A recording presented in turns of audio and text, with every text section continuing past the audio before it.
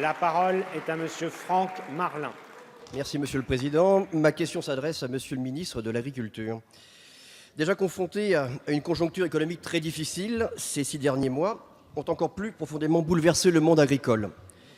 La décision de la France d'opérer un transfert supplémentaire de 4,2% du premier vers le second pilier de la PAC, la suppression de la réduction de 7 points de la MSA, que les agriculteurs avaient pourtant obtenu de longue lutte, la non-mise en place de l'épargne de précaution dans la loi de finances pour 2018, la décision de supprimer le glyphosate en France sous 3 ans alors que l'Europe l'avait réhomologué démocratiquement pour 5 ans, le spectre d'une renationalisation de la PAC, les accords du CETA et du Mercosur qui vont ouvrir nos frontières et accroître une fois de plus des distorsions de concurrence très importantes. Voilà autant de sujets qui impactent très négativement l'agriculture et qui cristallisent la colère du monde agricole.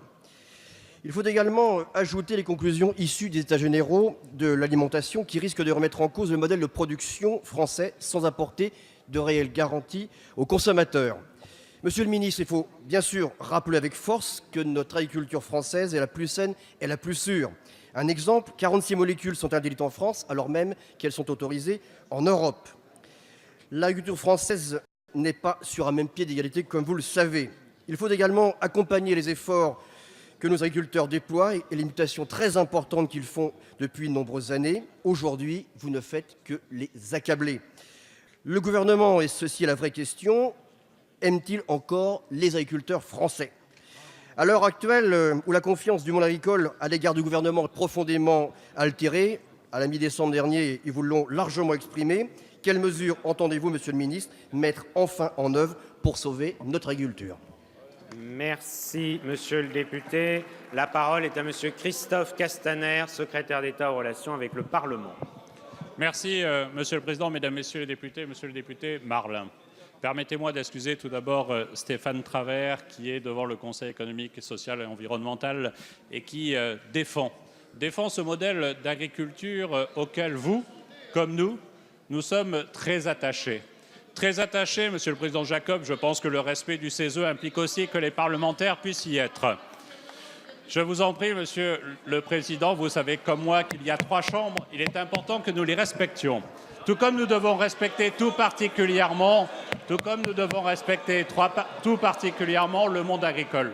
Et Monsieur Marlin, je suis comme vous, et je crois que sur tous les bancs de cette Assemblée, en dehors de celles et ceux qui gesticulent, il y a des femmes et des hommes qui sont passionnés par leur territoire et qui savent le soutien au monde agricole, qui savent le soutien aux 516 000 exploitations agricoles. Mais Monsieur le député Marlin, je suis élu des Alpes de Haute-Provence, un territoire rural avec un monde agricole extrêmement fort. Et je n'entends pas le même constat, la même colère que vous dans l'Essonne. Ce que je peux noter, c'est qu'il y a effectivement aujourd'hui un monde qui change.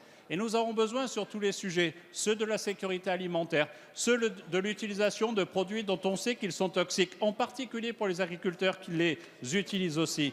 Nous savons tous qu'il y a cette conscience-là et que nous devons, avec eux, moderniser nos exploitations agricoles, leur donner les moyens d'une transformation en profondeur d'un modèle agricole qui est totalement aujourd'hui dépassé. La réalité, Monsieur le député, c'est qu'il nous faut ensemble préparer la renégociation de la PAC, parce que nous savons que si notre agriculture française produit pour près de 73 milliards d'euros de production agricole, pour 18% de la réalité agricole de l'ensemble de l'Union européenne, nous devons, plutôt que de nous opposer, être armés ensemble pour défendre la politique agricole commune. Mais une politique qui saura respecter les enjeux de la biodiversité, qui saura respecter les enjeux de la diversité et de la production et du soutien de nos agriculteurs partout en France. Merci, Monsieur le ministre.